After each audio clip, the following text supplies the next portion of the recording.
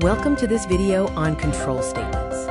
Today we will focus on control statements in Java. Control statements in Java manage the flow of execution.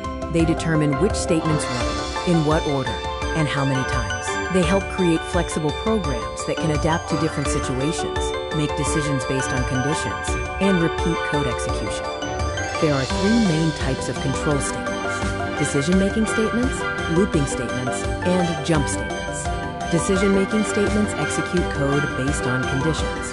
These include if-else, else-if-ladder, and switch. Remember best practices like using braces for clarity and avoiding deep nesting.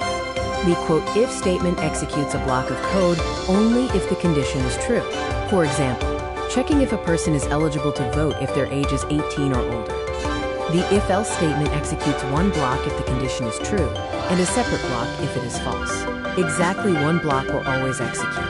A common example is checking if a student passed or failed based on marks.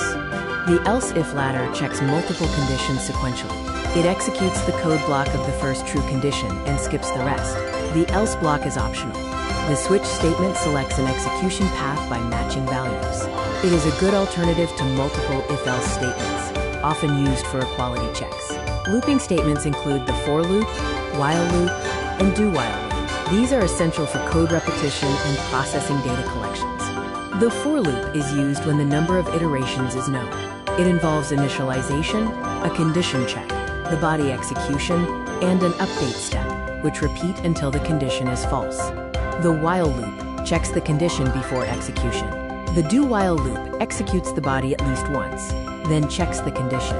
Think of while as looking before you leap, and do while as leaping then looking. Finally, jump statements transfer control immediately. Break exits a loop or switch. Continue skips the current iteration, and return exits a method.